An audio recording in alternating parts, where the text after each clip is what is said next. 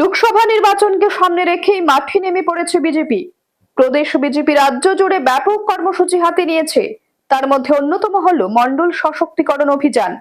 এই অভিযানের অঙ্গ হিসেবে বৃহস্পতিবার আগরতলার 6 বিধানসভার মণ্ডলের উদ্যোগে এক বাইক র্যালির আয়োজন করা হয়।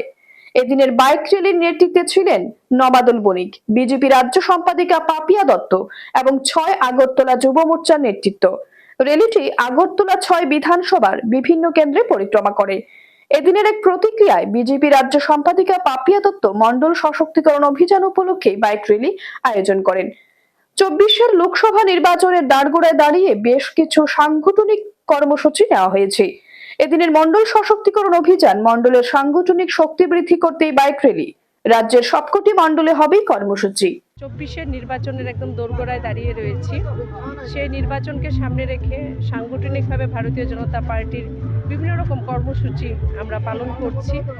আমাদের একটি বিশেষ কর্মসূচি চলছে, সেটা যুব মোর্চার উদ্যোগে মণ্ডল সশক্তিকরণ অভিযান।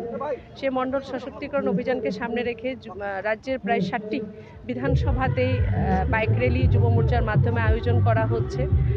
আজ 6 আগরতলা যুব মোর্চা মণ্ডল কমিটির উদ্যোগে bike rally bureau report, news tele Bharat.